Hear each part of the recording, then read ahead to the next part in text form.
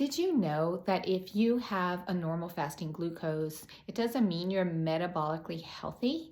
And that's why I decided to try for myself a continuous glucose monitor device. It's going to give me a reading of my blood glucose throughout the entire day for a few weeks. I want to see what my body's response is to diet, exercise, stress, and sleep.